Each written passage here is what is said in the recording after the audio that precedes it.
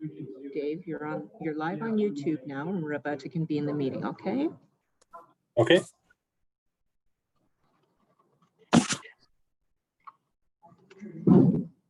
I'd like to welcome everybody to our meeting, Tuesday, July 14th at 6:30 p.m. First of all, any disclosure of secondary interest, and James has noted one. So that's written down. Number two, we're looking at a proposed zoning change, and I believe David is online, and all got this. And want to speak about it, Charles, or David, go ahead. David, can you hear us? Sort of. It's a little bit broken, but yeah, mostly I can, yeah. Okay, would you like to just tell us what you're looking for here? I think we've all got maps and an outline, and if you just want to take us through it. Yeah, so I'd like to build a garage on my property for commercial use, so I can work on motorcycles, ATVs, snowmobiles, small watercraft. Yeah, that's pretty much it. And does everyone know where Dave lives? Yes. Right across from the side of the museum? Yeah. The opposite side across the street? Yeah, Behind the garage. behind the garage. Oh, Yeah. So Charles will explain why he's asking in advance. Okay, so because it's in the village and because of the size of the lot, we would require a zoning bylaw amendment before we need to, it fits the value of the neighborhood, just as it's not usually that type of zoning. We propose it to rezone it to commercial for that purpose. And before he submits that formal application, the council members can ensure that type of development. He's one of those in the area. I think it looks like everybody's in agreement that they would support your application. So if you want to go ahead and make it, I think we all appreciate small business, appreciate the fact that you're in our community and you're going to provide a service that I know already our fire department has used and other people in the community. So I think it's a great idea, David. Okay, perfect. Thank you very much. Part of the Lake Street is. No. So, you know, the township owns the land all around the property. Good deal. Thank you. Thank you.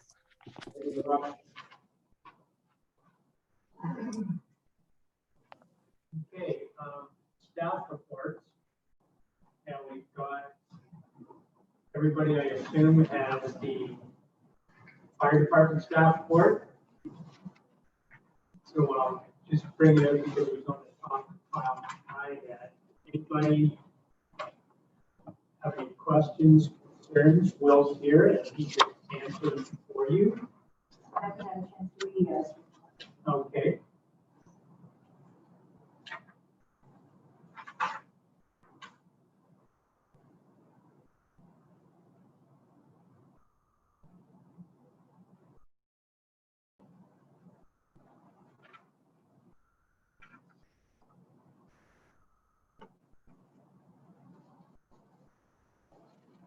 Fort Gary covered the heater.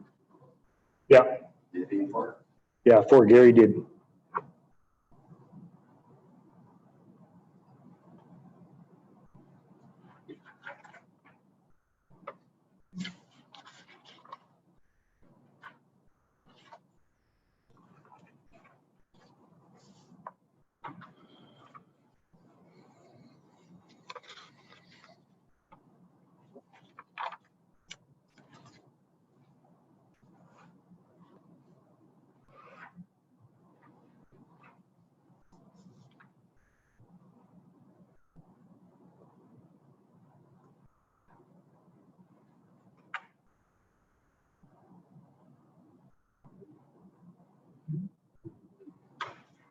Everybody read it now? Any other questions for Will? If not, I think Will's gonna stick around for a while, so if there's something that comes up, we could ask him later. Just, and again, this is just the way mine seems to pile up here. Next staff report is from Road Superintendent McGinnis. And again, I'll draw your attention to the second last one there. Well, no, let's ask, I have a question. The 8,000 for glass bins? Right, that's a local company making bins like we were talking about. And so I priced some roll-off bins, which I kind of got the same kind of design. They're the same money, but thinner material. This $8,000 one is a heavier material for like, because we're gonna be breaking the glass in there. But Or you break the glasses. yeah, and then dump it over the bank.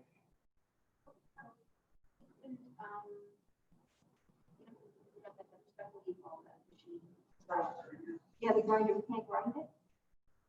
But we probably put in the grinding pile. Why don't we just throw it in the grinding pile? First all $8,000. Yeah, that's for one, Yeah. like, Yeah. I mean, we could put in, it's just, he's gonna, he's more of a bulk, kind of grab big bulk and throw it in, right? So I guess we could always put it, like I can get a cheaper box, like an old dump truck box, somewhere we can store it in and scoop it out of there and put it through the grinder, I guess. But all the glass would then have to go to Wolf Lake landfill because we only do grinding at one spot. That would be a problem. I'm bringing anything else. No. Yeah, I mean, I've tried looking for cheaper solutions or alternatives, but we gotta be able to break the glass somehow and keep it contained. So, I mean, I found a couple of dump truck boxes, old ones, but it's gonna be like $500,000, but then it's a lot heavier for us to drag it across. I don't know if our excavator will drag it across the parking lot to dump it on the bank. That's what we want. That's 500 or 1,000, not 500. No, 500 or 1,000. Okay, thank you. They're like huge little boxes, but they're a lot heavier. That's kind of. I don't know if the excavator will drag it across and then be able to put that high enough to dump it. Try maybe one with the next time we do the grind balls and see how. I mean, A lot of money in this. Yeah. The hydro and Yeah, exactly. buildings. The glass will go around. I yeah, no, just envisioned I was that just inquire, I put this out because I know you wanted something for the, I mean, I had just envisioned a pit. Up in and the excavator just crushed it.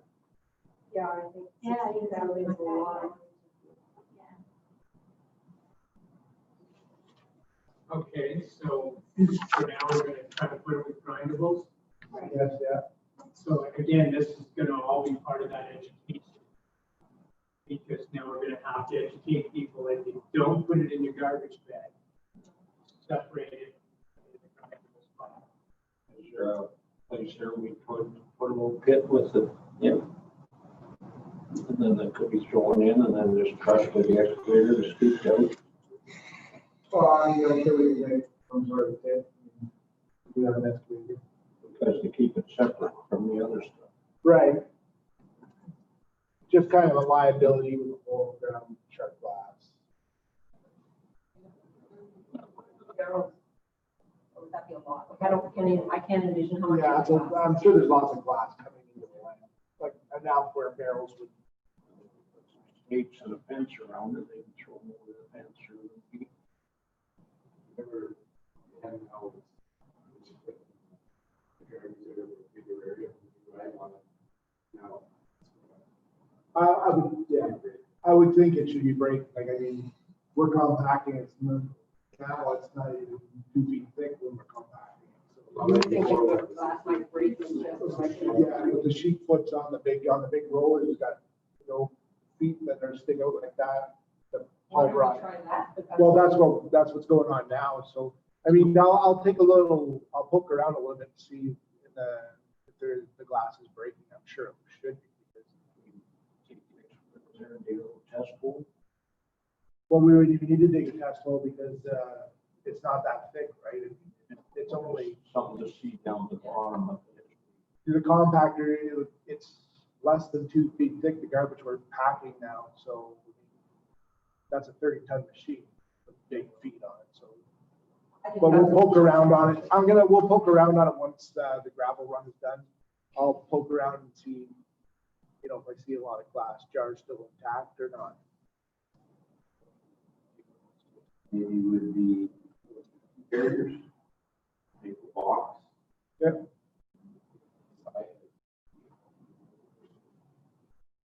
Bring it from there, so that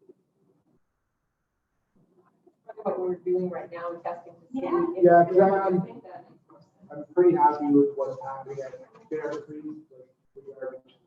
And we're not getting a huge amount like we are. And we don't get a huge amount of glass.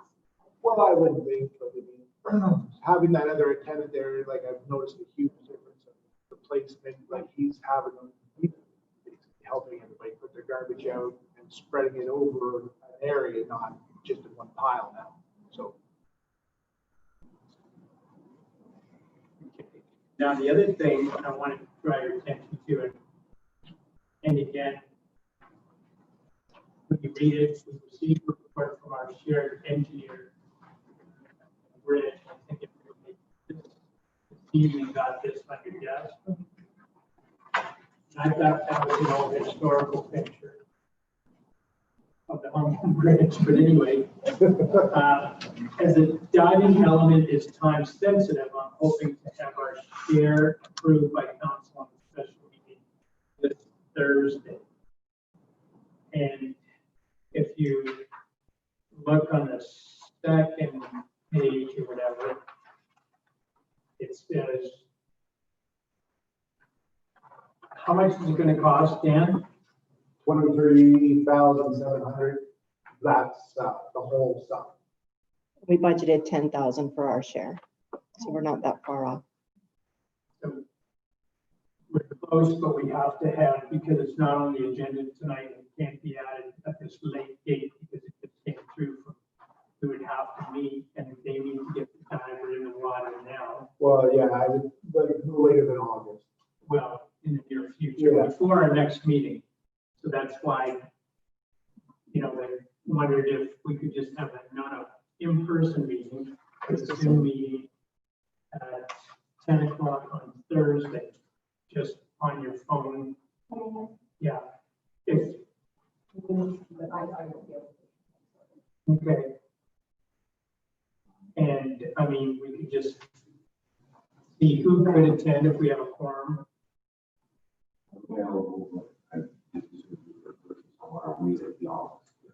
Yeah, you can do that as well if you want to be there at 10 o'clock. Maybe 9 o'clock. No, that's fine. Liz, it's 9. 9?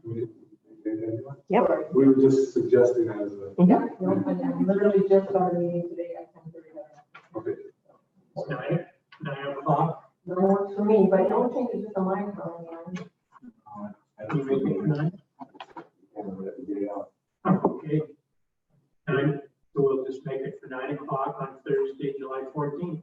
And we all have the information now, so you can read over it at your pleasure. And we'll. Okay. We have a meeting at the office, or having a Zoom. It'll be on Zoom. Okay. Because we can't do social distancing at the office for everybody. Let them happen until Friday. Okay. Okay. Is there anything else, Dan, you want to mention about that? It's so much better when you're here in person and when we're zooming here. Yeah, and like I said, we just got the report. It probably would have been, our budgeted money probably would have been rated where we should have been, but divers, the new law has passed, there has to be 4 divers now, 2 in the water and 2 on the bank. So that's where the extra cost, basically.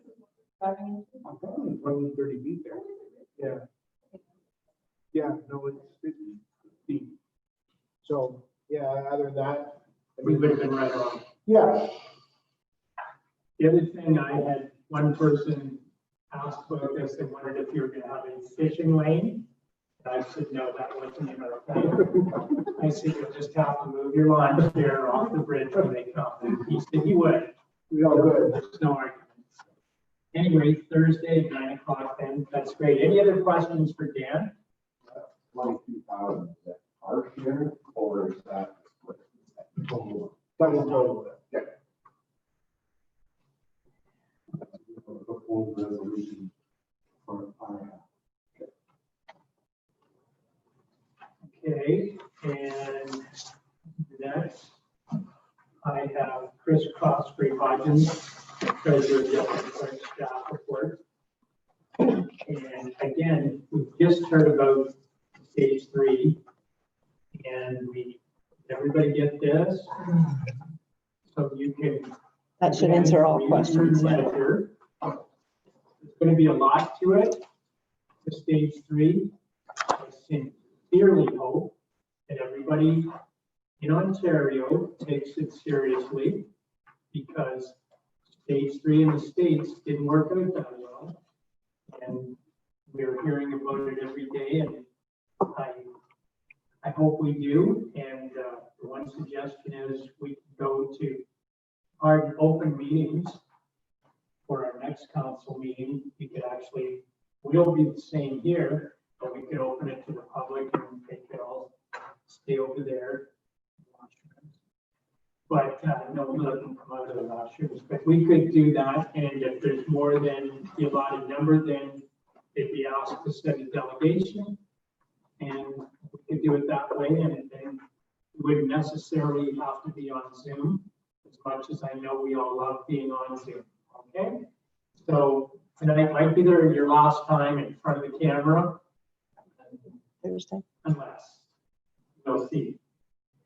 So, Chris, what you wanted to add? I just wanted to mention that we're getting a couple of calls about the fitness center, but we've looked over everything in the guidelines, and we can't meet those guidelines with what we have, because we don't have the personnel there to do the cleaning and to maintain how many people are in there, and we have to move half the equipment out.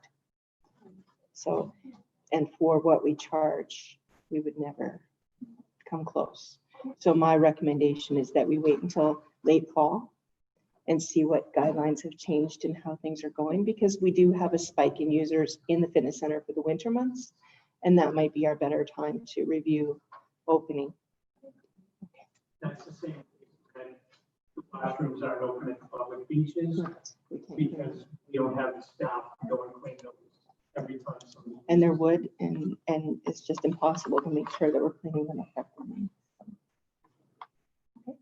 Any other questions for Chris? Now, did I miss yours, John Paul? I just had did this one a little bit, just a verbal. It's just the Wade's Landing directional light wasn't operating, so we did contact the Canada Coast Guard and talk to the officer in charge, and the light was fixed in pretty timely fashion. It was incredible how quickly they did it. Might have been. A couple of days after I was 2 in the days, boat, yeah. I seen it, so. So that's great. Was it the same Ron Walker guy? I think it was Renee. Okay, Yeah. Ron Walker. No, Okay. that's all I got though. Okay. Any other questions for John Paul?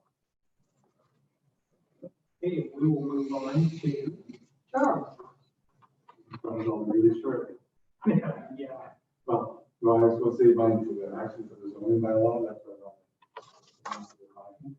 This is a lot of, somebody says, take me off for fake news. Complain about the 3 bull sharks being cut. We got another call today as well. We're getting calls. So Things kind of look these things up. With the 10-story ice hut, and was in with the North Bay carousel tipping into the lake. It's just very large because people start to believe stuff, but they went into the. I didn't see any. I'm not on. Don't worry, there's it probably won't hurt you. We got a call today from Good job, someone people. wanting to That cancel. was pretty fun.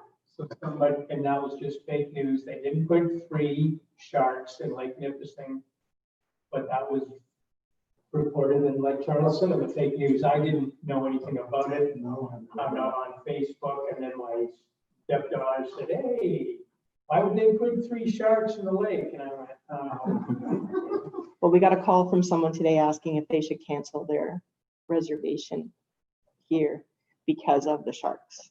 So we did set them straight as well. So, Good. It's on Google too. mhm. And the other thing, we have a lot more complaints, like the state should just review the private session. We have to identify individuals, so we'll talk about that private session. So that's all I have for staff. Okay, any questions for Charles? Now, there will be questions when we get to some of the things in there, but otherwise, we can move on to committee reports.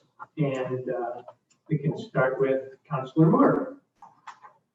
Okay, we have a library board meeting on June 22nd. We talked about the budget and it's on track. We're keeping a close eye on it. Of course, we can't do anything. We are going to need a new contract between the two municipalities. It's done for us and ourselves, so we need to be looking at that. Of course, stay on, as we all know, with the 18. Or I know we're still at 20. I haven't heard anything different, so I don't know if you have a comment. I have.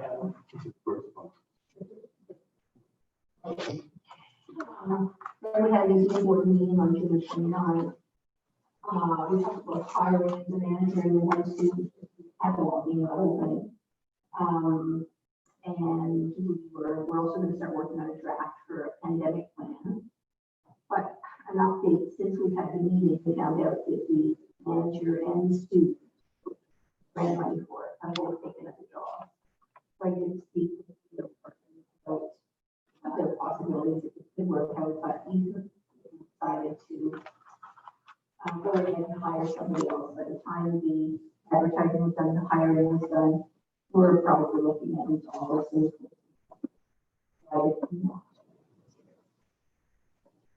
And I think that's everything.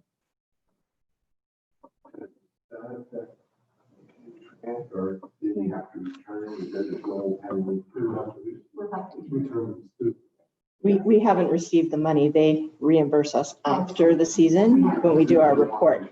We just have to notify them. Question. Okay.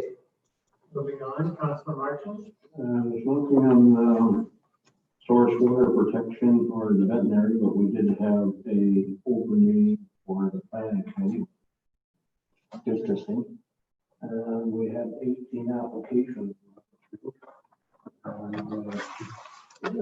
of them were from unrecognized. That way.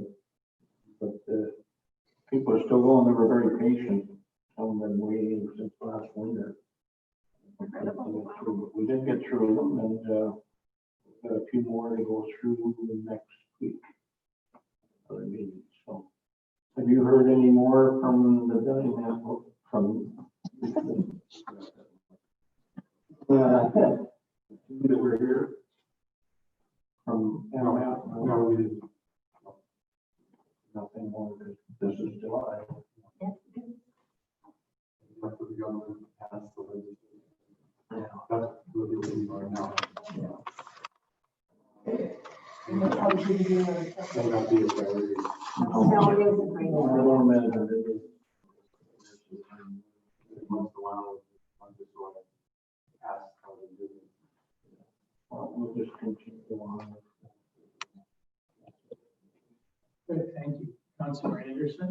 No, sorry. Okay, Councilor Scott. Okay. I have an interim report, right? The day after our last meeting, we had an Eastholm meeting. Eastholm is truly interesting right now. Pandemic pay, first of all. We received a government financial policy over pandemic pay, but we didn't receive any money. Okay, but they did tell us that it was coming. And so 2 special pays were made covering the period April 21st, to May 21st, and May 22nd to June 18th. And then we have to file a financial report in July. Now, East Home, because of the financial, or because of the pandemic pay, it's going to cost us money, probably $90,000.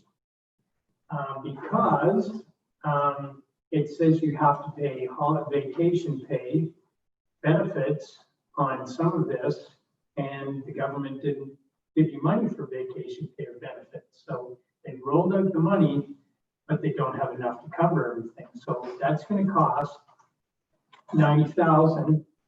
And just for an example, how much this is, East Home alone, their government allotment was $510,000 for pandemic pay, and that's for half.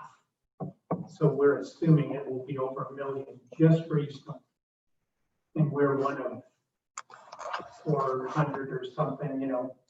So just an idea of how much money, and of course now everybody's overwhelmed because now they have 2 special pays that have to go out. But it's interesting, I've talked to some people in the private sector, and East Home went out with $1,000 up front and then paid otherwise. The private sector at one particular location, they got $250 and no more. So where, you know, and I also talked to someone else, you know, another one where it wasn't a senior home, in a bus organization where one school board paid 80% of their contract, the other school board paid 65%. So there are a lot of interesting things that will have to be worked out here. One said it was administration fees they had to charge. That's why they didn't get the money that was expected. So this is just going to be incredibly interesting. That's how we'll say it. So anyway, we've got those. There are new resident visit guidelines supplied by the government, so they're outdoor visits now. And they're working on the union contract, and we're getting a new representative for our end of the negotiation. Unfortunately, we have aging equipment. Doesn't this sound familiar? We have aging equipment. It's over 50 years old. We need numerous replacements from air handling units, nurse call system, fire alarm equipment, washers, dryers, lifts, stoves, bathtubs, etc. And this is the one I found interesting. They said we need a bedpan disinfector. So I'm going, so buy one, you know, big deal. A bedpan disinfector costs $15,650. We have 4 of them, okay? And they only make them in Sweden, and I think the other was another Eurasian country. They're not even made in, China doesn't even make them. So it's incredible the amount of bedpan, just, you know, we need an upgrade on our wireless network of $57,900. So it's, you know, and on top of this, we had ministry inspections were conducted. We've got monthly now, as the Premier promised. And again, our biggest issue is we can only open windows 4 inches, because any more than that, patients can supposedly escape. And what's happened is our windows opened more than that, especially for cleaning. And we were written up this time because when they cleaned it, somebody forgot to put 2 screws in to limit it to 4 inches. And out of 100 windows in East Home, they found the one. And so you know that your ministry inspectors are out there and they're doing a great job because they found them, you know. And so somebody is written up for not doing their job correctly. So we got that. Also, Because right now, we have so many part-time, a ton of extra workers. They've had to expand parking lots.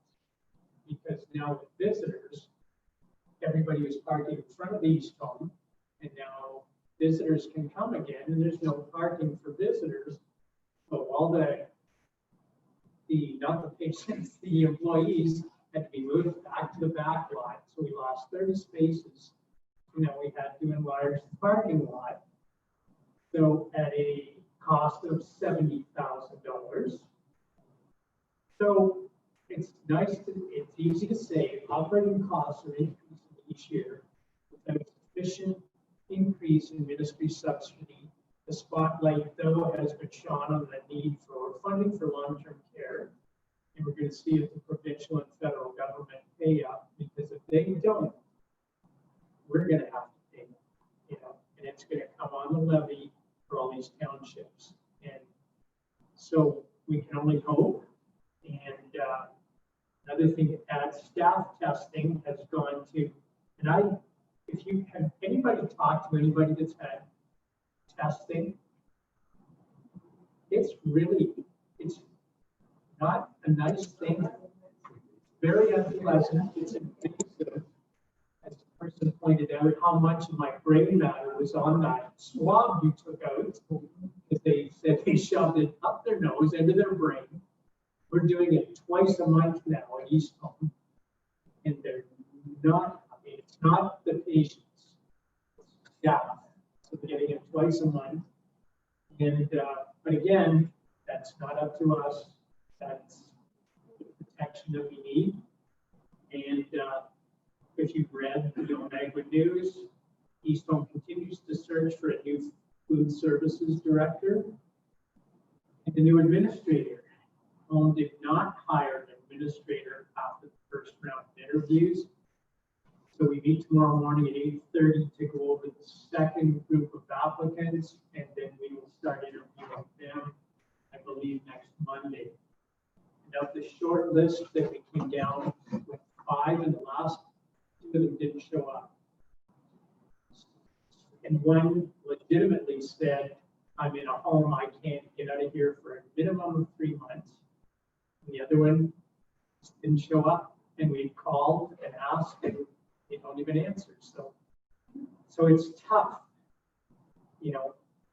So we'll start the new round of interviews, and we have another East Home meeting tomorrow morning at 10 after 2 hours of going over interviews and going over this. So it's an interesting time in East Home.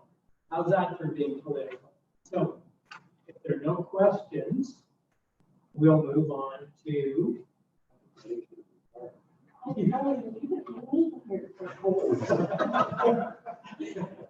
Now, that's Who would actually want to be an administrator or a nursing home? exactly What the best for the money? Yeah, it'll be truly interesting to see, and it's really interesting to see the people that have applied. In the first round, we had everybody from people that work in a dental office, as in the person that greets you and whatever, right, to yeah, same one that applied for Dan's job, So, yeah, they're out there, they're working it, so we'll see what we get this time. So, we'll go to the minutes. So we'll go to number 5. Minutes of meeting held June 16th. So, mover and the seconder, Lynn and Tom. So moved by Councillor Anderson. Seconded by Councillor Parsons. So it's number R 2020-130, that the minutes of the meeting held June 16, 2020 be adopted as published. All in favor? Oh, that is so great. Carried.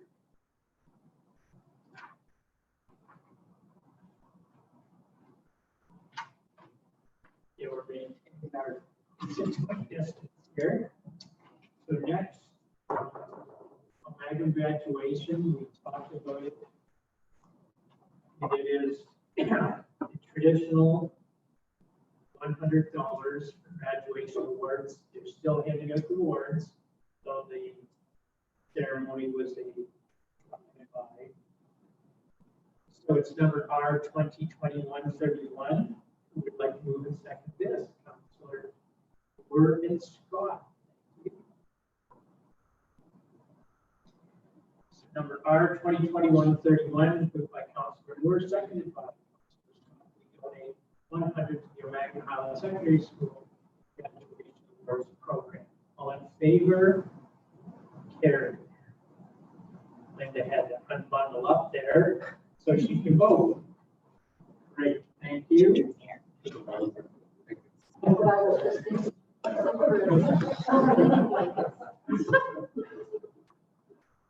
Okay, number 7, authorize the request for proposal for provision annual water quality monitoring services for municipal landfill sites. Charles will speak to this. I think we all got the draft. And also the actual report on the request. The only guy I had was the actual contract that have to is, if we read the, see that, there's a termination clause. And it's one word to make a difference. So it reads, this agreement may be terminated if the writing on notice. Or, so 1, no problem, 30 days notice. If either party fails substantially or to no fault of the other, it does not commence correction of such non-performance within 5 days of written notice. Those who complete the correction thereafter. That's another way of terminating.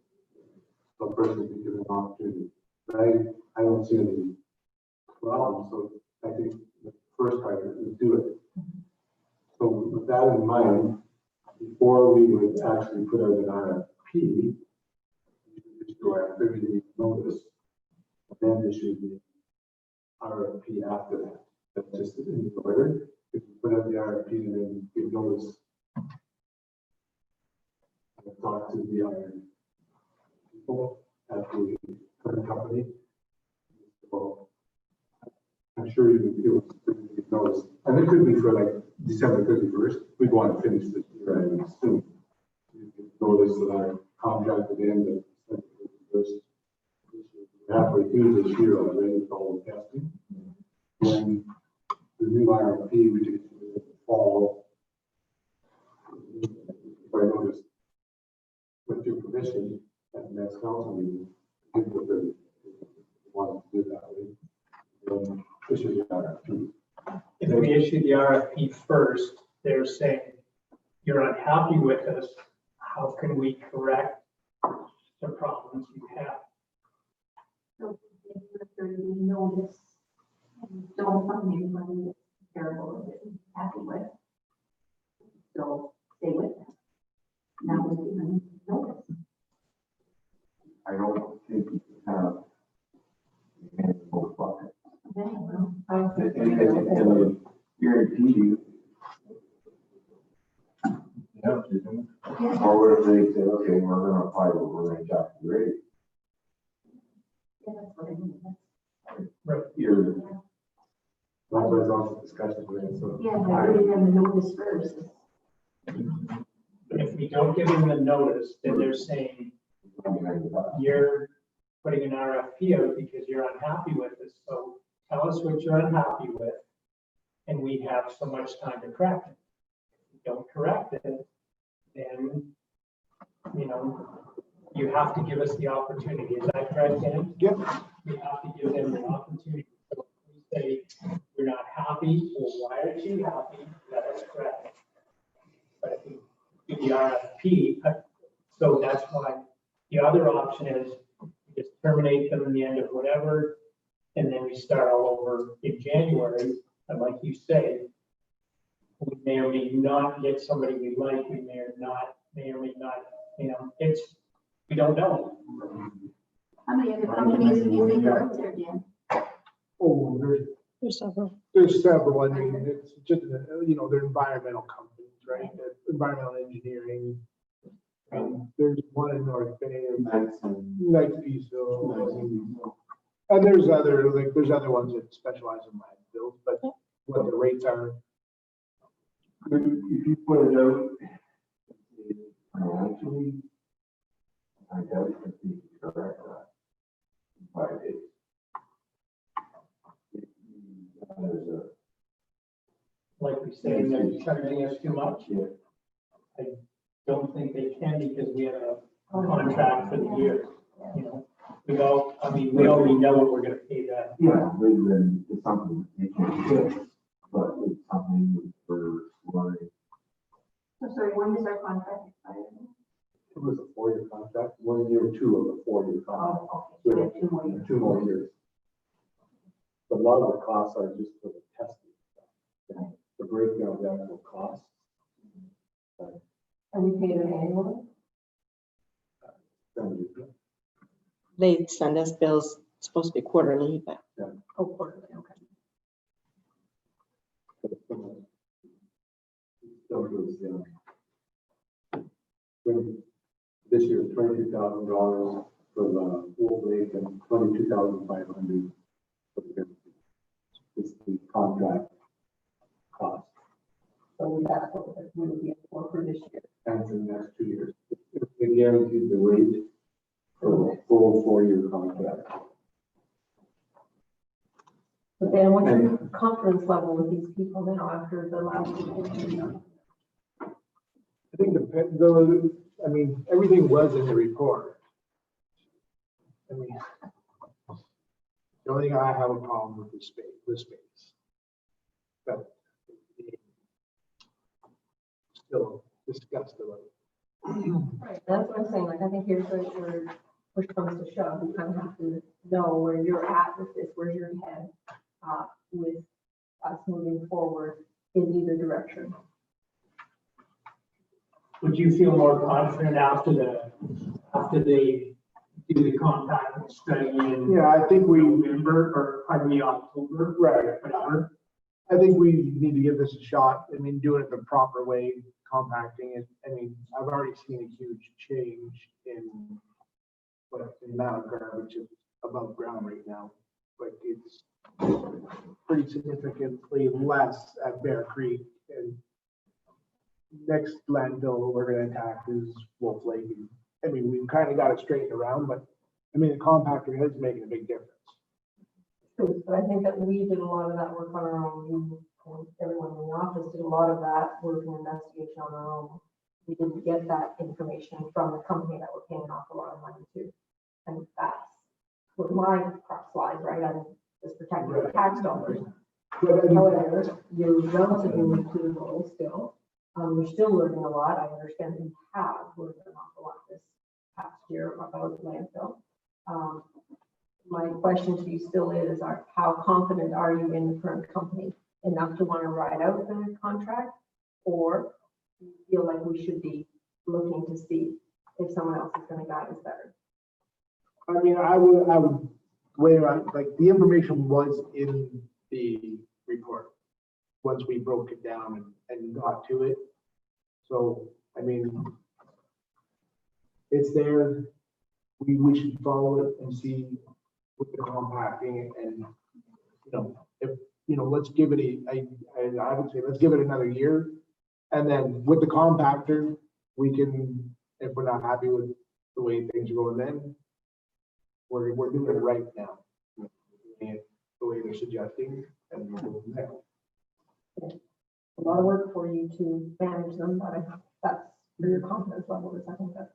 Yeah, I mean, now that I know what we're kind of looking at and what we're trying to achieve. My memory doesn't serve, but how often they do the water sampling? Twice, 3 times a year, Charles? I thought it was twice. We just had our our certificate So there's one in the changed. spring and one in the fall. And to do that, then that's with lab, that'll cost money. Well, the lab is the biggest, one of the biggest costs. For each site, is has, 5,000 for one, 5,500 at cost. The monitoring and sampling is 8,000 and 5,500. So those are costs, that's a total average cost. My only fear is that, you know, they may be jumping into the fire, like, Well, when they find out, you know, they'll put their price up and what if other people don't want to bid? Because of just something. Well, if, God, but thinking back, I said this 2 years ago.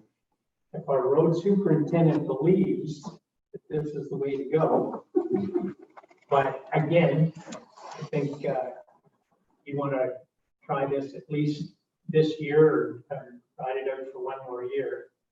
That's why we're paying you the big bucks. So yeah, I support your idea. we're not gonna get a true number now. There's nothing to compare it to, doing it the right way. Right. So, My opinion is, I think they know the council is concerned about this. And I think the information might flow a little better than it has in the past.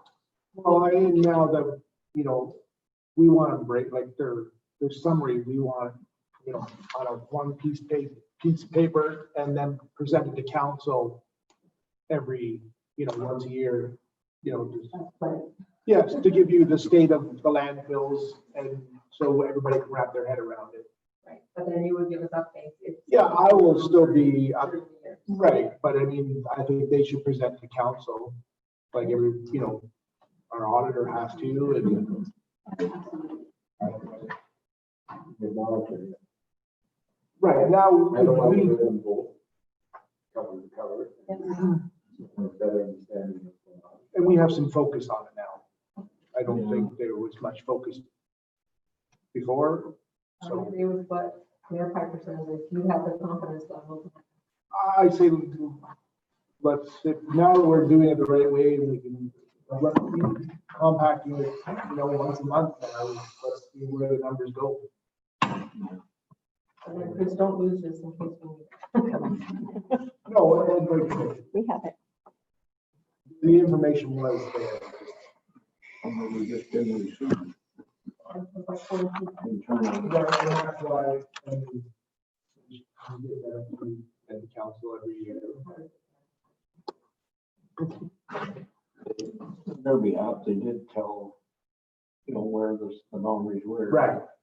So, Okay. So For the minute purposes, then you refer to this next year. First one. Yeah. Put it to a different time. So we're to 2021. That kind of leaves a pretty big open. And hopefully we'll get really good news after they measure it in the fall. And we'll be happy as clams. The wells have been turning out okay, the quality and stuff. Yeah. Right. Yeah, no, the water is testing well. For waste disposal. Right. Yeah. I think a lot of it's just. Yeah. That's good. So we'll move on to the draft zoning bylaw. And Tom, you were good enough to send me your comments. And it was interesting because I had done mine. And then I went over yours with Charles. And you need two sets of eyes because when you're looking at the one and it was, you said, no forests.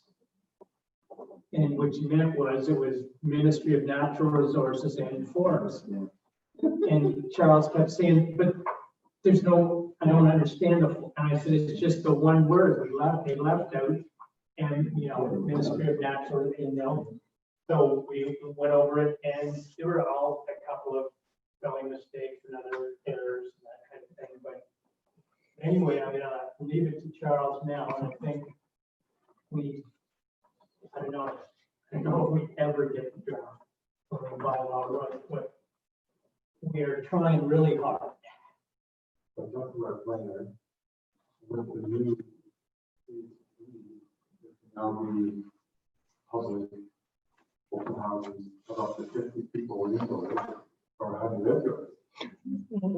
So we have options. We do have candidates. And we could have an open house.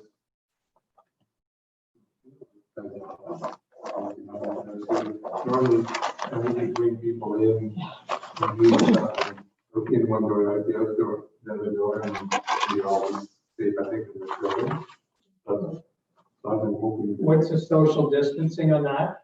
It's not 50 people. If you have enough space for them to be Right. the, 50 people with 6 or feet 30% of Right. your capacity. So you would bring in 1 or 2 or whatever is convenient. Yeah. Well, not convenient, but is safe.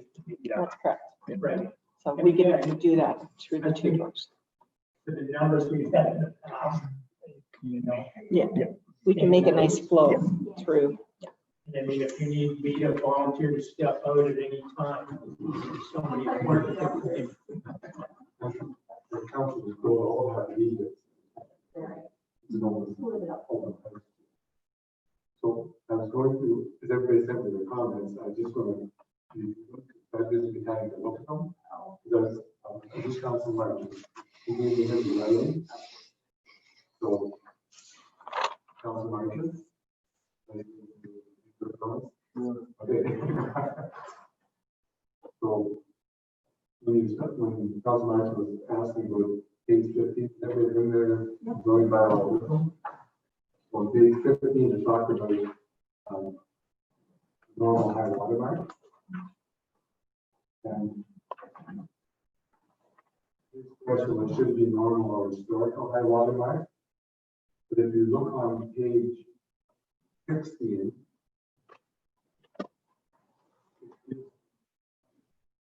definition of the, and we call it a normal ordinary water edge or a normal ordinary water edge for Lake Nipissing. So depending on which lake you're municipality, we have 2 definitions for normal ordinary water edge. So it's an elevation. Some of these definitions, they should almost say exceed the definition. So that's why I guess you kind of a 100-page document, and everything is kind of get it all together in your head and you have the answers so you can kind of interpret it. I would never have thought of looking under normal ordinary water edge. Yeah, I noticed that too, and then I kind of footnote, carry on to look at other. But the definitions are, you're reading the actual policies, then you see a word, you say, what does that mean? You go to the definition, what we mean by that. This is the rule, what we mean by the word. In a lot of words, as our planner says, you have to say, what would people normally accept a word? This is a pen, you don't have to give a definition of a pen. Some words don't need a definition, some words you think don't need a definition, and we have it in here, because you say, deck. Everybody knows what deck is. Cards, Well, could be that, so you need an actual deck on a ship. a definition. So anyway, Sometimes, that's what trips you up as a lawyer, if you don't be more specific, just for the sake of a few words. so next question on number 17, on page 17, the definition of noise. We didn't put a definition of noise because you go to the dictionary, noise is different things to different people. You know, there's a difference noise for the dog barking or like last week we had the quarry on there at Bennett Road. pounding away. And that would be considered noise to the person living next door. The contractor, continue, right? But if someone comes in and complains, isn't there a double working bylaw? But that wouldn't be in the zoning. That would be a noise bylaw. That's why I just thought noise, noise takes in a lot of things. Truck going by. But noise for zoning purposes, it's all we're talking about in the zoning bylaw. Okay, it's not any other bylaw, it's just the zoning bylaw we're talking about. Noise again. So if I had one thing that I said, that's not noise, I change it, but somebody else could be noise. But in this instance, If you put in a stamping mill, noise is compared usually, to a nursery or something, there's different noise. in this case, noise is used as a definition. So if you look at, if we did talking about obnoxious uses,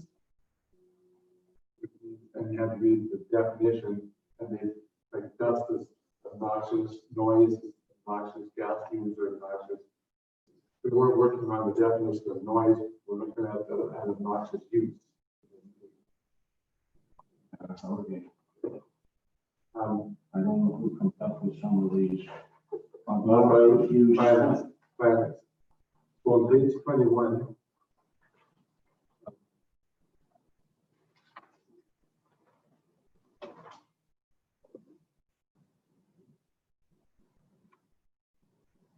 In this case, it's shoreline definition for the use of shoreline in this bylaw.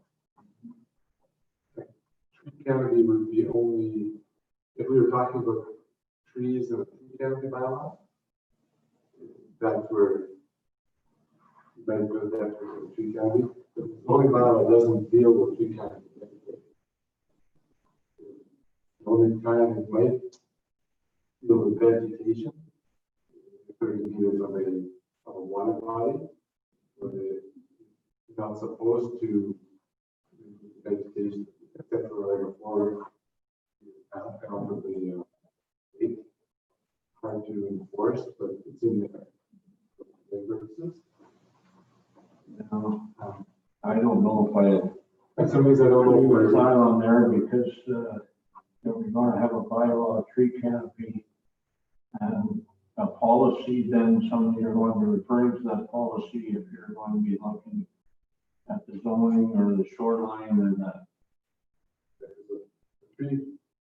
The tree policy bylaw, it's a list of mandatory bylaws that we had to pass that would send it to every municipality in Ontario.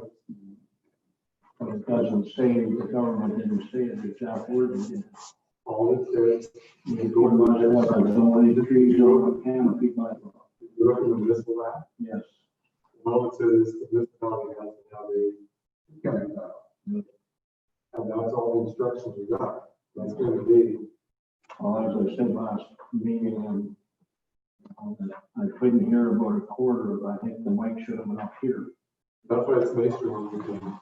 But, the tree and canopy bylaw still really irks me. I'm sorry, I think it was terribly written. That was the best one we could try and find for a small northern Ontario municipality. Well, that's the best sample we. $42, I would have voted that one. Always got a much better one.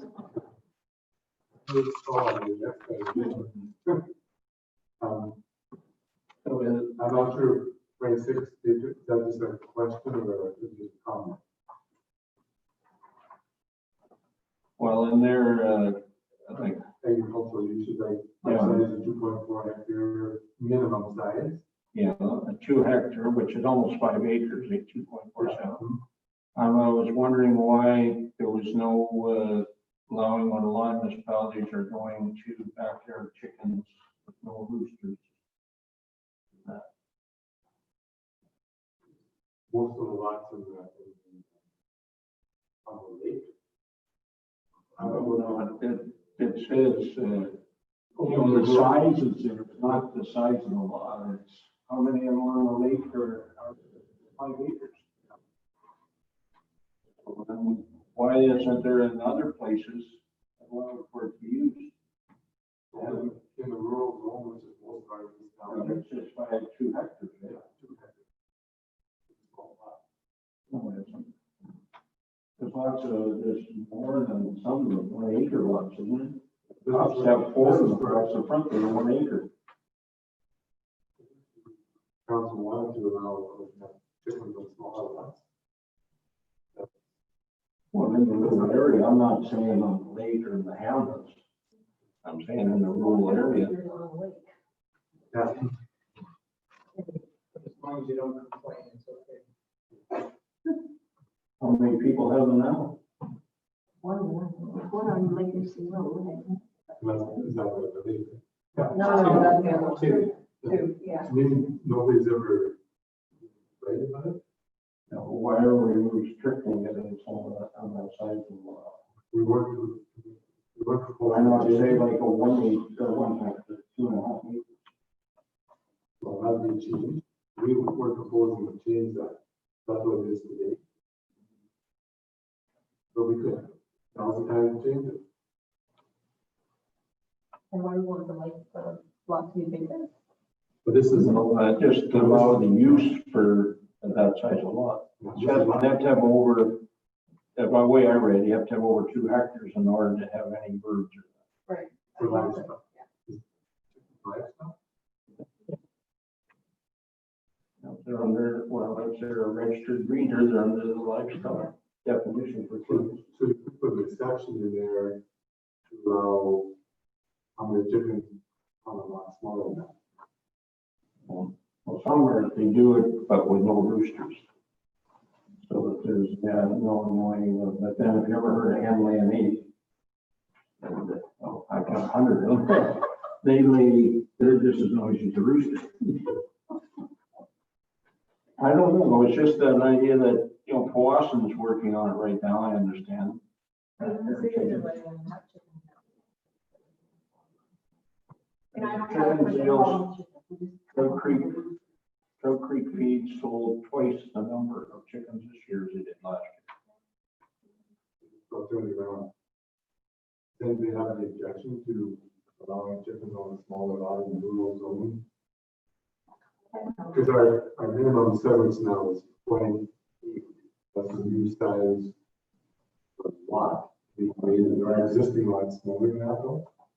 And Tom, you would also probably know this, because I certainly do not, but the waste that would be created by said birds, would we need more space to be? year. People use it on their gardens. What's the minimum for the MDS standards for the vaccine? How many chickens do you have to have before you have 300? 300. Okay. Before you, under the new program, they lowered it from 3. One time it was 3,000 now. You have a maximum of 300, but artisans can have up to 3,000 with a special permit.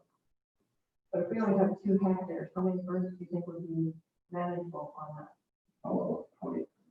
Right. So, Most people just have it for 1 eggs. so But I think you might have the 0.8, right number, I think. if ours is 0.8 minimum size lot, right, to be created, so if we said it's 0.8 hectare, we have to come in with limited to so many birds then at 0.8. I don't know if we should have 28 or just 1 hectare. And then what would be the limit? 1 hectare for chickens? And how many chickens 20? on 1 hectare would be fine? Oh, yeah. Okay, I don't know. I've got 30 in a 100 square foot. Because they have the roofs and the run outside. Right, but then you have enough space to get rid of all your, Oh, yeah. you have more than one. A lot of them I've got pigs and cows and turkeys. No shortage of food. I'll have them add a section of that. Well, 1 hectare, 2.5 acres, you have lots of room to get rid of.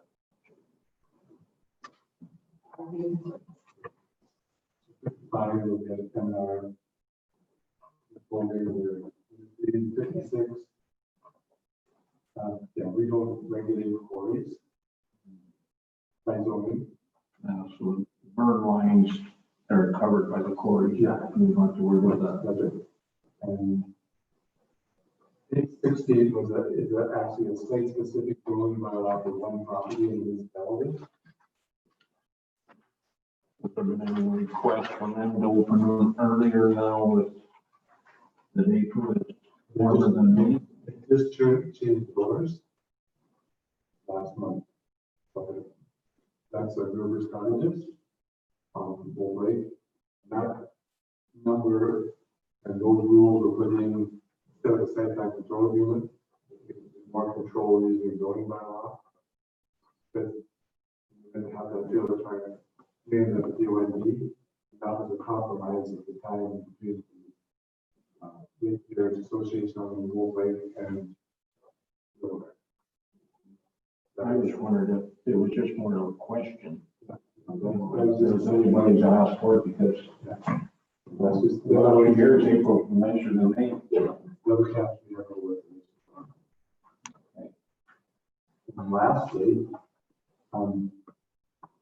use the word trailers, recreational trailers, okay, travel trailers, park model trailers, Z240 mobile homes, Z271, or CSA 277. Recreation and vehicles. Okay.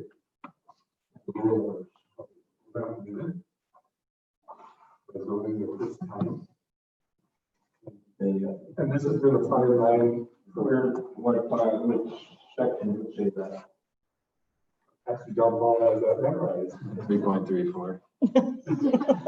3.34? Well, not the new bylaw, but the old one. It might be close to that. So it's actually it's on page 47 now, Tom.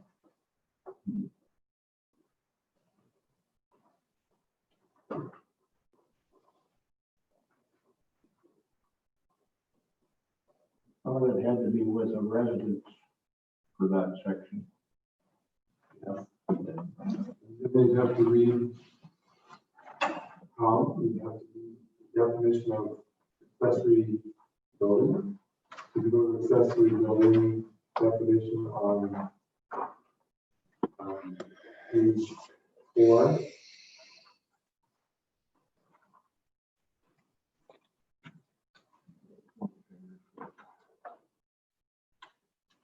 And then the last sentence, accessory may include temporary storage of a travel trailer, ice condo, ice hut.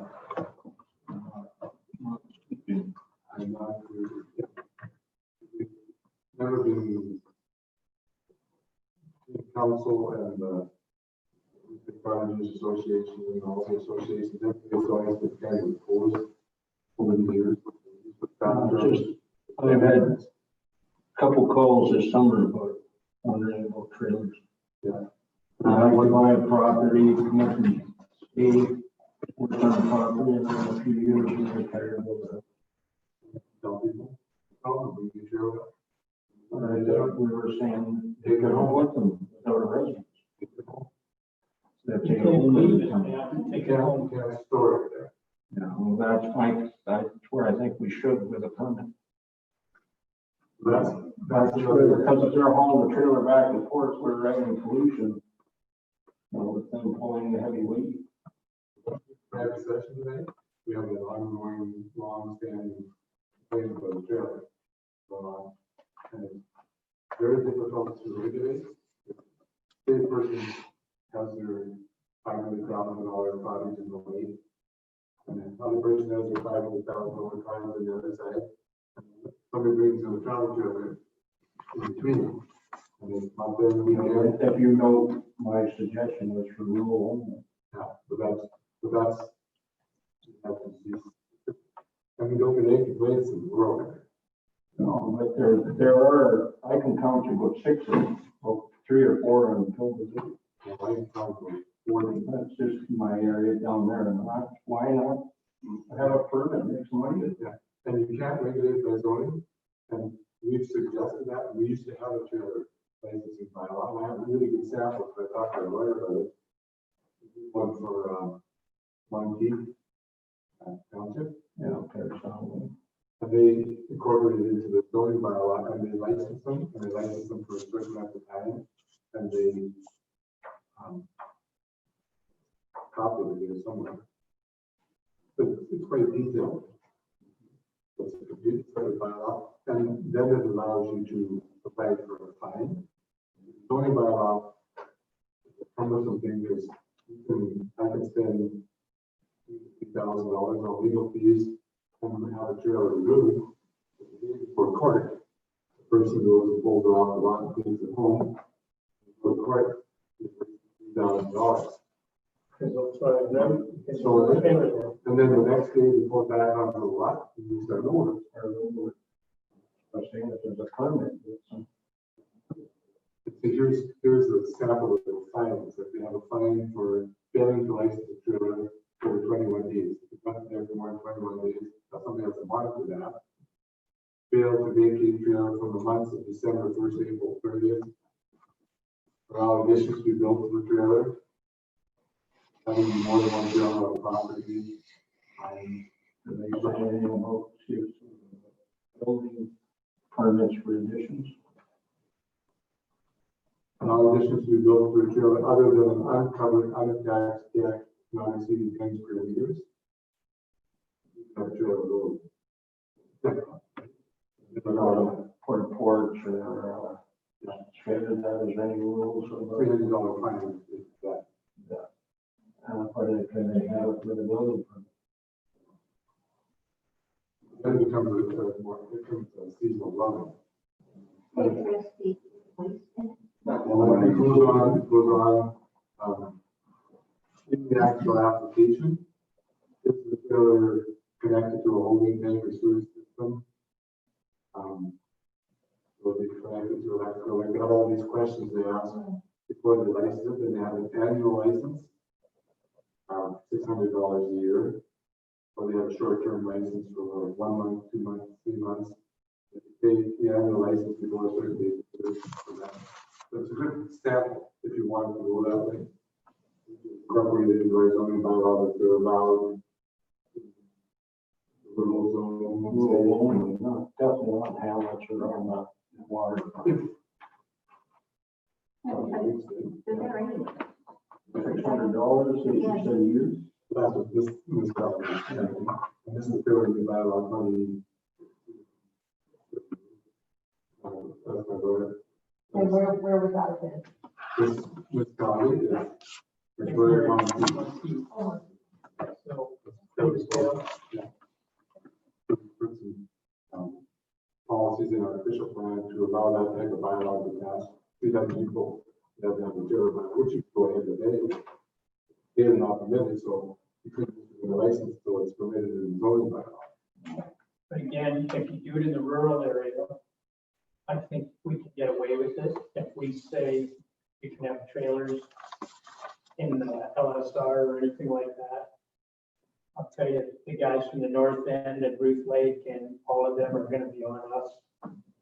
That only be the ruler. Yeah, But I also think we deal with generators. Get that as well. Generators. Obnoxious noise. Yes, exactly. Or you can also have that it must be a minimum lot size of 10 hectares. Coming from, living down south, and then moving here, a lot of people in certain townships are not allowed to have their RV at the house. They look for cheap. Storage fees down south is almost as much as buying a lot up here. That's what they're doing, they're basically trying to. It would have to be only the person who owns the lot or immediate family. Yeah. I'm not saying that's what that's what they're Yeah, going to do. I understand. More or less as a storage as it is building. And then also, as I said, that there would be some native rental usage. Yeah. We could put in that has to be a minimum 10 So then acres that- or 20, or 25 acres or 10 Yeah, hectares. but this one's from December 1st to April 30th. They have to do. This is. I was saying like November for a year. December 1st, which is the end of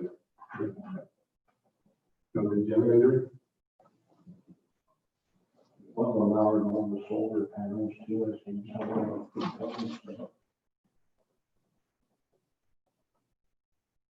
You want that here for rural areas, you want that in the zoning bylaw? I know when I talked to Jamie before, he was. I know, I'm just saying that he might be, trying to talk, because no trailers. How, like, But he works for us, right? And what the laws are here, I mean, this is a vacation destination for a lot of people, so.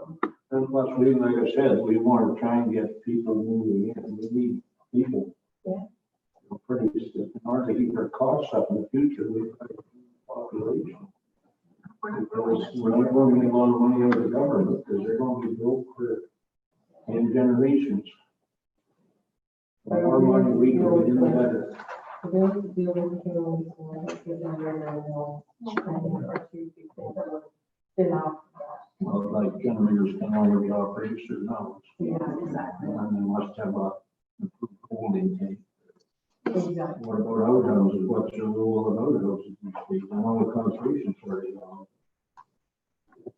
Unorganized, because we dealt with that in the plan. Same rules everywhere. Same here.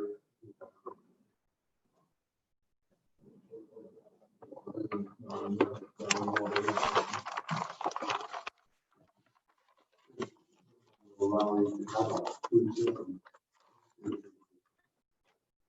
And some of them would plan, they might go plan the sewage system, and when they build the house, they can use that. We don't know, this question to hear whether we need a.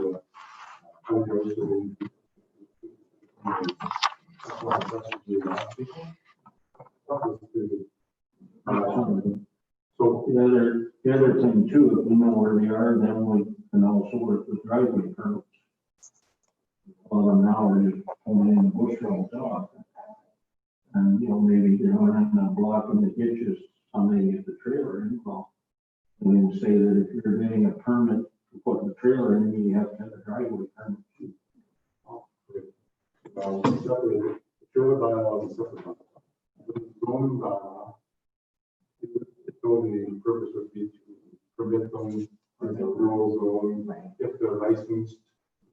Where if we put a trailer bylaw, then we can put in different regulations. The trailer bylaw will deal with all the regulations. And the generator, the other.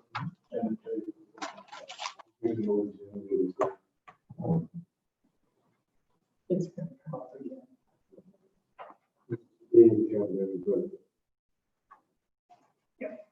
So, just allow travel trailers. If they're licensed. Or about And a some lot outside. size of minimum lot, I don't know what size you say, because you can create a lot of an acre. 2 acres, you can have 2 acre I lot. think it should be bigger to make it not going to have an influx. Maybe even 5 hectares or something, I don't know. You can't each have anything that you want to. I guess if we're saying that size, if you want to put in, we get the money. Process to make. Existing lots are, we were allowing 1 acre lots.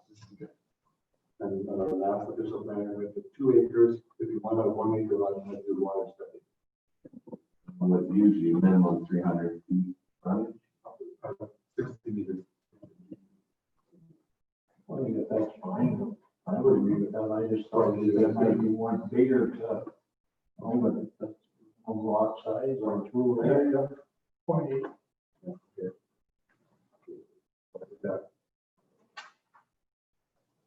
Okay.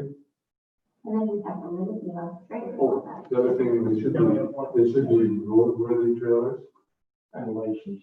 like licensed and roadworthy trailers. Not like the one down in the swamp by, between Mormon and Costello.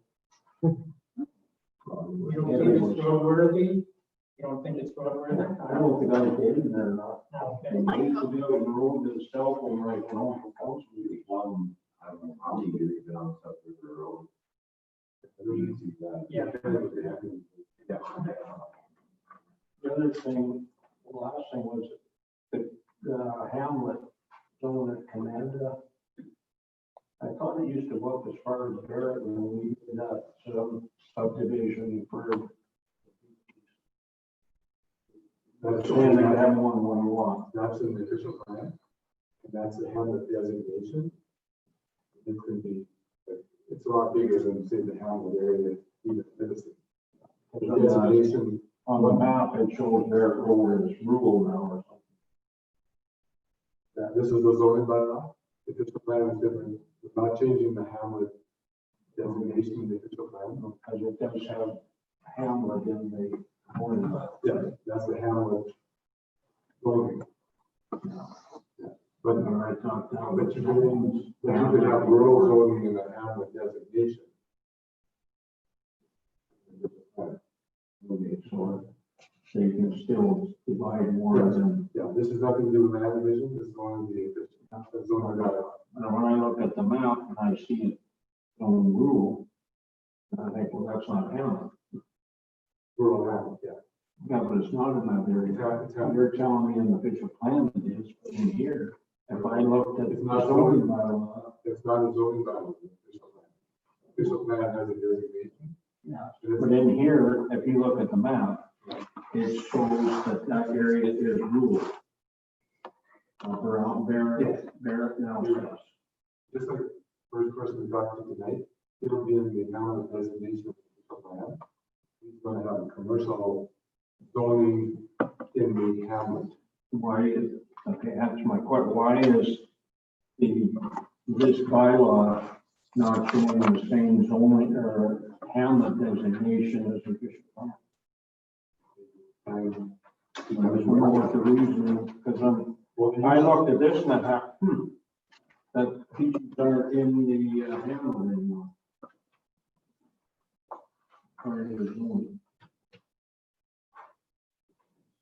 okay, if you look at the uses in the rural zone versus the hamlet zone, if this was my property read in the hamlet designation, I would want it zoned rural, because it allows me more permitted uses. Like, you could zone the whole thing residential hamlet, but it would severely limit uses on that property. The uses, but it allows for more subdivisions per lot. No, the zoning bylaw doesn't regulate the number of lots you get off your property. Only the official plan regulates the number of lots off the I property. get so confused because when one thing tells you that it's a rule and then I go look at another plan that tells me it's a hamlet. The official plan is a policy. The zoning bylaw is a bylaw. So I don't understand whether or not the areas aren't the same. I'm sorry. There's always a confusion. Okay, look at it the other way, Tom. The rest of the township is mostly zoned rural, Right. but they didn't have rural designation in the official plan. You might have, because So if somebody the comes rural in, designation will allow a C3 zoning in the rural designation, it allows C2. Right? so if someone comes in and asks, what am I allowed? You show them the official plan, not this. Yeah, what can I do to my property? I get the zoning bylaw. If you look at the map and the map shows that that area is rural. And then they say, I thought it was hamlet. But I looked at the official plan. But it depends on the question. Because if they say, I'd like to split my property up. What does the official plan allow me to do? That's a different question than, I just bought this piece of property and I'd like to ranch up there. That's a use.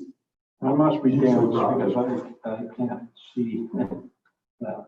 I don't disagree a lot with Tom, but in that it is very, very confusing. I think that's what runs a lot of problems when people are trying to do something, trying to figure out if they can or can't do something. And when they do try to access some of these documents that we have, it does be very confusing. I agree also with you that it's probably not an easy way to make that clear to anybody, other than speaking. This is a culmination of years and years of and then you go to the plan after that, because we're not sure. The next Might just be So all what happens if people come to the planning board now, we use the official plan for it. that's all you need. Official plan. That's all the planning board needs is it. Okay. All the bylaws says it's not him. Correct. I don't think we- I read it. It's good though, right? Good reading. That's fantastic. So that was all Tom's concerns. Looks like we had a couple of typos. And, oh, one more question from staff. And we talked about it before. Over the years, the law said the minimum size dwelling is 80 square feet. Lots of times you say, well, I only want to build a house 60 square meters. Our minimum size is 80 square meters. You know why? Well, that was a kind of arbitrary figure that was chosen, it's 850 square feet. And it's been for 40 years, that I've been dealing with it, square meters. What about the tiny homes? That's what Charles brought up the other day. What about the tiny homes that are 400 square? But again, But they wouldn't be with their building permit because the building code overrules our zoning bylaw. Some of them are built to code. But there's a minimum size, like you have to have a minimum size per bed. You have to have a minimum, in building code, I don't know what it is, but that's the building code, but Yeah, Is there a minimum size? You look into it because they're building and selling them that they're by the code.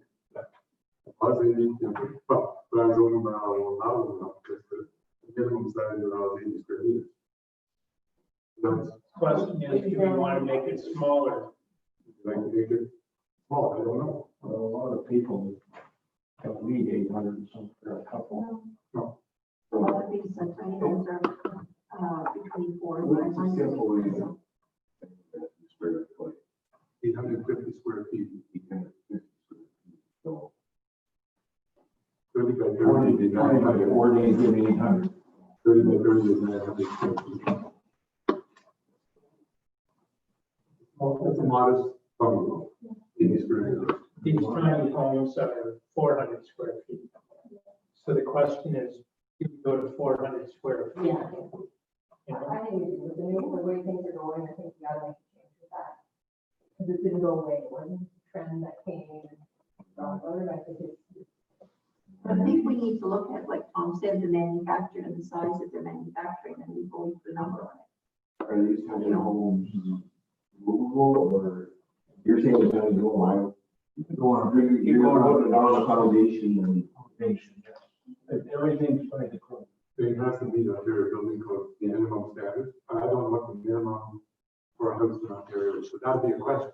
Yeah, So I don't know, is there a minimum code in code? there probably is, but I can find that out. Yes, I think you should. if there's a minimum, I think we go to the minimum. you know? yeah, They are building and selling them and they are advertising they're built to the it's code. not going away. It's not Okay. going You have to build a basement or a crawl space or a slab. So I'll look into that, find out what the minimum size is, and we can add it to our, into our, There's a lot of, like, two people or one person, there's a lot of, like, on our road, a lot of, where there's 4 widows.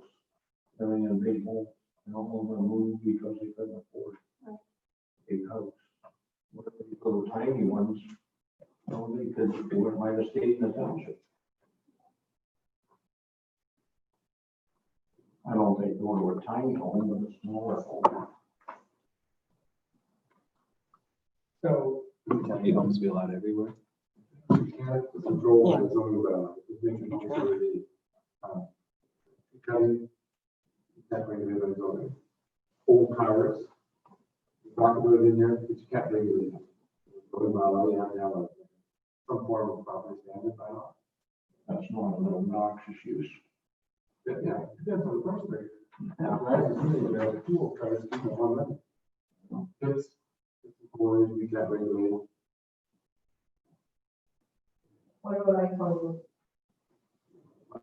iPhone, what about Well, they identify them in here. Yeah, and we allow one in certain zones. Right.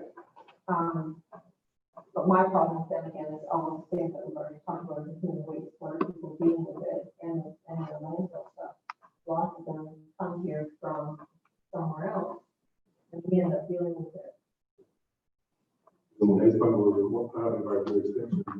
Yeah, they're on there. On the level land, which is going to be stored in a commercial zone.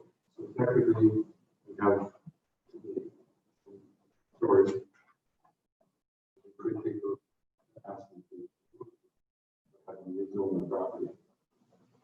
We have some, like Dennis Johnson, for example, his are licensed commercial zone, and there's a Thomas Van Camp in the commercial zone, have them there.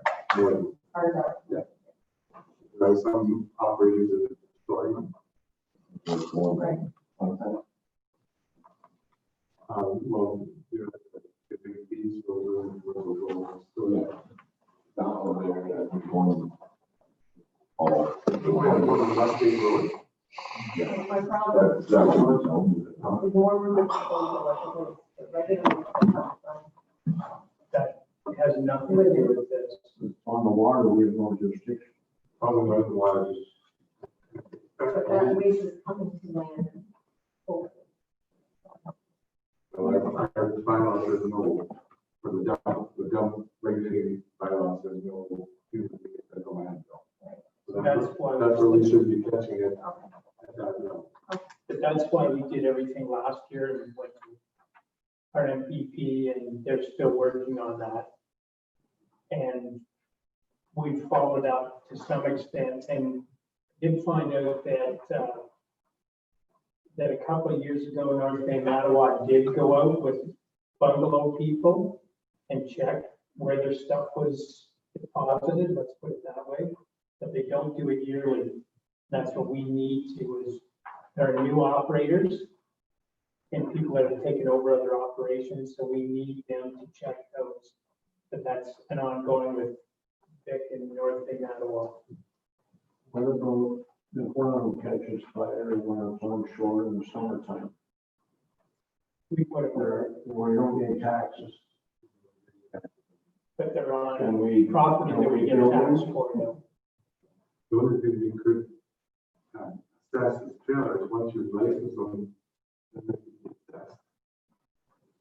If you have a trailer there, in the property, like, just What understand. happens if, you know, all these things catch fire in the summer, they're stored together. We spend a lot of money on it, for the taxes we get for a vacant lot. Well, see, they're supposed to be able to see through commercial operation. Vacant, right? So might not be a lot of, could be part of it, they could not get a lot of money for it. That's right. I just wonder if there's any way we can build like a vehicle fire or hydro pole fire. Well- We do the hydro one because We could, it just won't look very good. it's going to be difficult. Back to the zoning bylaw though, I'm not, you know, like, the, mapping, we think this is what was covered by the zoning bylaw, we go this size. Adopt a plan on each council to map this size, you can see it. Instead of all those little bits and pieces of maps, we have one proper map, again, Put it up in your bedroom. look at him, the good maps. And the only last thing I was asked, so what we need for a second opener? I think we, like, we'll make these changes and go out right then. Yes, open house. It has to be before a lot of the people, some of the, whatever, come either here, I don't know how many are here. That is a minimum notice. So, but 20 Looking days in August. Still then, possible.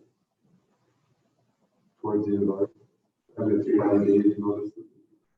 20 days, right? Minimum notice. And if that notice those out to people, we now have to send them all individually. No, They're on the website. I guess it's feasible to have two. Water in, well, it's just, depending on the hole, what's its capacity? 108 normally, so probably 25. And we're paying Jamie twice, so that's So that's $1,000. a question. Yeah. Or else is there somewhere, this is nowhere anywhere else in here in the township? It's just people, get tired of driving away. I don't think you get anybody coming from, or anywhere else. When are we looking in August? We want to go August?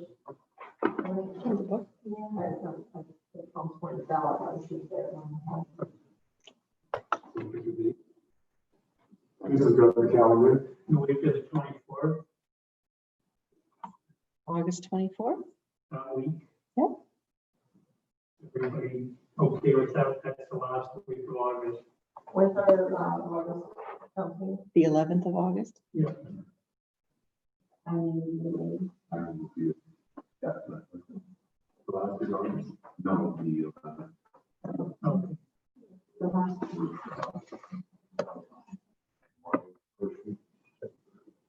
Schools, some will be going back to school at their school. If you want summer people, they're going Labor Day. Yeah. You either do it last week of August or One don't worry about them going. of the week of August 31st is Labor Day.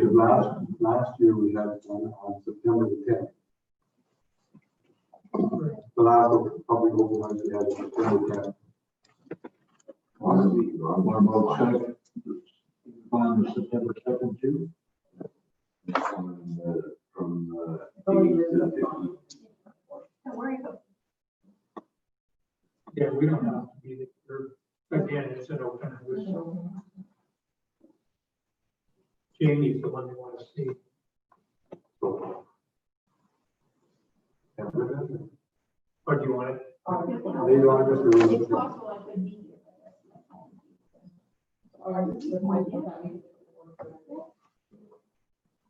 What kind of update? August 24th to 28th. One in the evening, or do you want it in the afternoon? Friday's better for me, I get a key off. I think we have to allow a little bit of both. Would there be an opportunity to do afternoon ones there? when people want there? And only parking. It's just COVID proofing. We're kind of getting pretty set up here for COVID proofing. You have to clean the hall, and Oh, right. Yeah.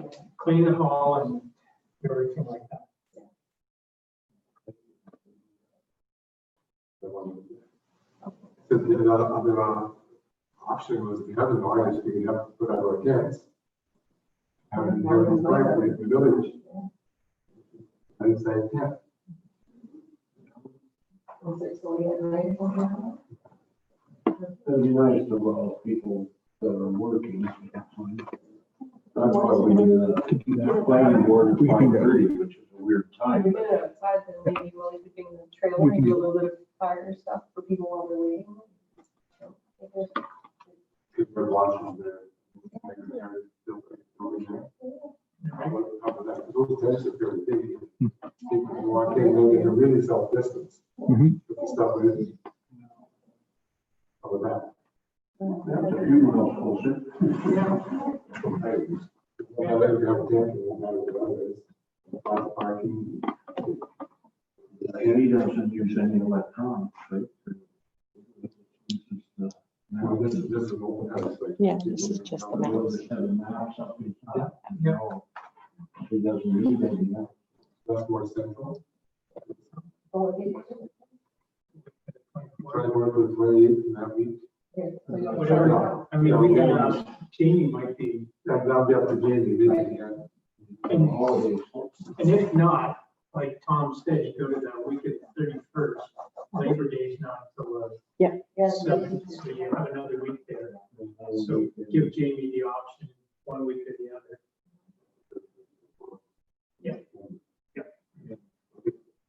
A lot of people will be going, who knows what school will be. And the time, like, Myself, I would like to see it so that people can come a couple, different times, but I don't know if it's feasible. For the people that are working. you've done it before, like 2 to 4. Mhm. 6 Two to different time slots in the day. I would, maybe something like that. Do that, 2 to 4, 6 to 8. You buying something? What's your open? I'll buy you a Can't appreciation. go on Tuesday, so. I remember, make sure foot's open, got a snack. Support your local business.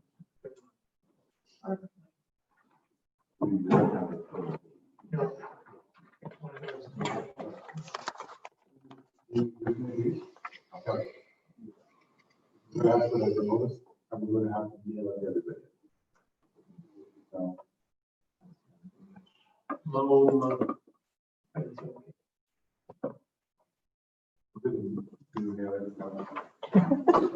We have a system.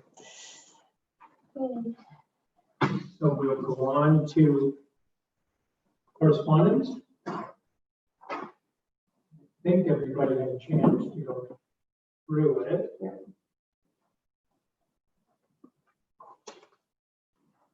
So we have just update from our interim administrator, Eastron. From the Minister of Municipal Affairs, has the COVID Recovery Act. And this bill is proposing that, board will enable municipal councils and local boards to meet electronically on a permanent basis. And allow municipal council to decide if they wish to have proxy voting for the members. We're also going to finalize the community benefits charges framework. Pass the municipal code and housing consistent zoning order authority. Provide more certainty in the drafting the development of plan and oriented community. Take a draft to update and harmonize the building code, so we can break down into provincial trade barriers. And permanently establish the office of the provincial land development facilitator. Help solve complex land use issues. And we're also working on optimizing provincial land and other key provincial strategic development projects that will help facilitate economic recovery efforts. And another change proposal will modernize our outdated environmental assessment framework, provide more local say on future landfill sites. That was of interest. Proposes a reduction of regulatory burdens on the farming while preserving the environmental rules that will support this vital part of our economy. Allow school boards to select the best candidate to direct their education for the. I highlighted in that.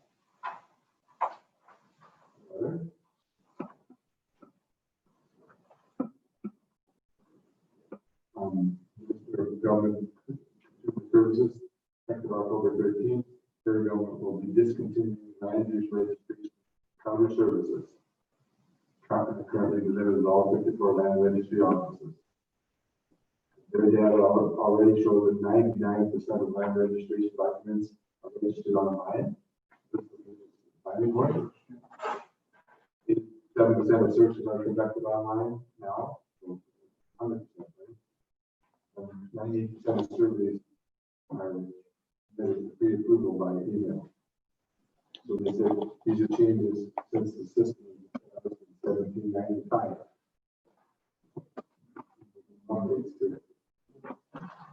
Our phenomenal representative will be attending the grand meeting in 2016.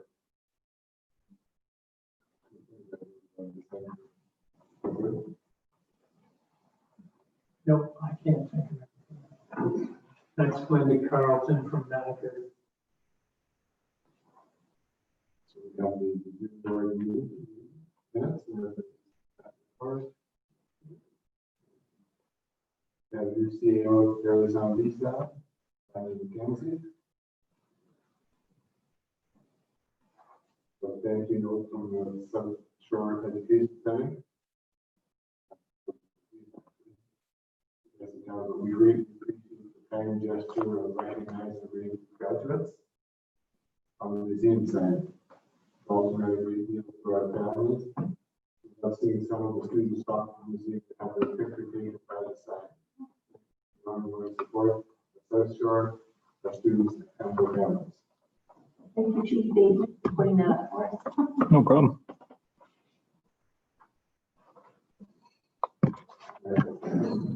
Last night, we had minutes. Talking about, I guess, and they had to propose having their new contract drawn up for distribution. That's part of that's that. Golden Sunshine Municipal Nonprofit Housing Corporation minutes. And gas heat. Okay. That'll be good.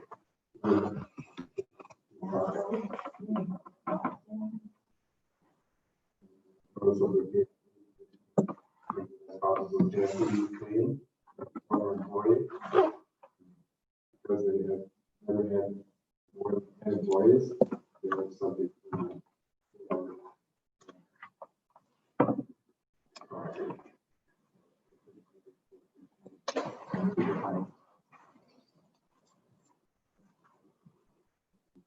They just combed it up the open houses. That's why.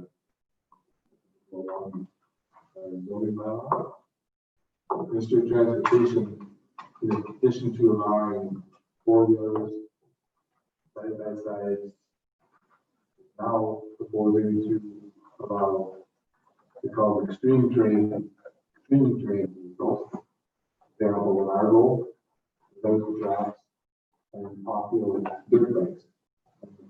How we want to allow them on our roads, we can pass the bylaw to kind of those rest of things together for council road. Dirt bikes, and that kind of equipment. So I didn't think that. And now having a new plan of the new organization. The local planning and field tribunal, the environmental review tribunal, board of negotiation, conservation review board, and the mining and land tribunal. Everything will be combined into one tribunal, effective July the 1st. But the alternative is mandating effective July 24th. Coverings while in certain closed public stations, and there will be more details to come. Signage is supposed to be out by the 24th. We're supposed to have all of our regulations and So policies. we now posted our council garage, not as a public place. Otherwise, all the staff have to wear masks while they're in. And Chris checked on the office, as long as people stay in the little corner, we don't have any masks. Good. That's all the correspondence. Questions?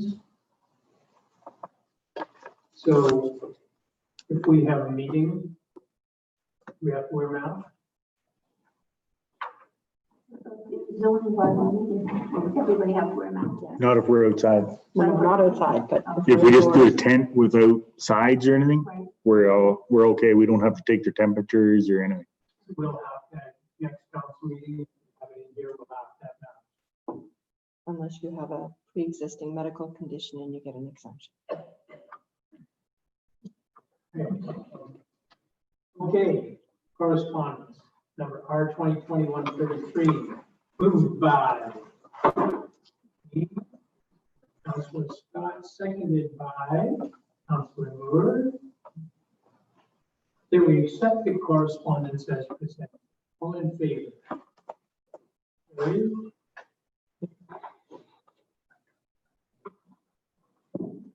And now we get to number 11. Yeah, pardon me, yeah, the county pay. I'd love to just pass this over, but I think so it's number R 2021-34. Let's see, who did the last one? Oh, yeah. So Councilman Martin already volunteered. And thank you, Councilor Anderson. See how those guys jumped on the one before this goes on. Never ends. Number R 2021-34, moved by Councilor March, seconded by Councilor Anderson, that the statement of accounts dated June 24th, 25th, July 8th, 9th, and 14th, 2020, totaling $551,336.30.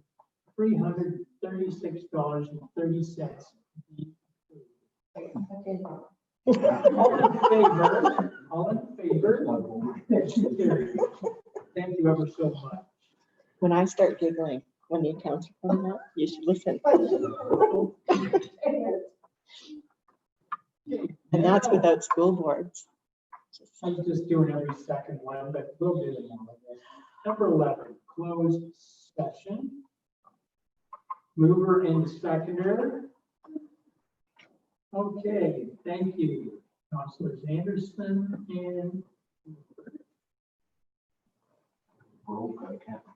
number R 2021-35, moved by Councilor Anderson, seconded by Councilor Moore, that this part of our meeting will be closed to the public as authorized by section 2392 of the Municipal Act 2001 C-25 for consideration of the following subject matter, being personal matters about an identifiable individual, including municipal or local board employees. The time is, let's say, 8:22 p.m. All in favor? Carried.